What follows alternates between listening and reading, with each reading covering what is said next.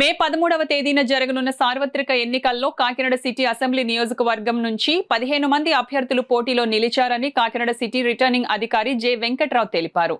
మంగళవారం ఆయన మీడియాతో మాట్లాడుతూ నామినేషన్ల ఉపసంహరణ అనంతరం పోటీలో ఉన్న అభ్యర్థులు సంఖ్యలో కొలిక్కి వచ్చిందన్నారు. మొత్తం 15 మంది పోటీలో ఉన్నారని ఆయన తెలియజేశారు. వారిలో నలుగురు గుర్తింపు పొందినటువంటి జాతీయ రాష్ట్ర పార్టీలకు సంబంధించిన వాళ్ళు, అదేవిధంగా మిగతా 6 గుర్తింపు పొందనటువంటి రిజిస్టర్ అయినటువంటి పార్టీలకు సంబంధించిన అభ్యర్థులు, మిగతా 5 స్వతంత్ర అభ్యర్థులుగా నిలిచారు.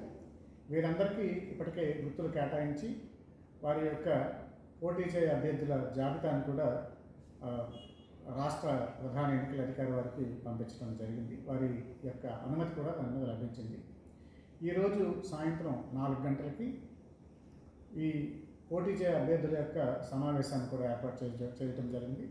వారికి అందులో వారు పాటించాల్సినటువంటి నిబంధనలు, ఎన్నికల ఖర్చుకు సంబంధించినటువంటి నిబంధనలు, ఇవన్నీ కూడా వారికి అర్థమయ్యే రీతిలో చెప్పడం జరుగుతుంది.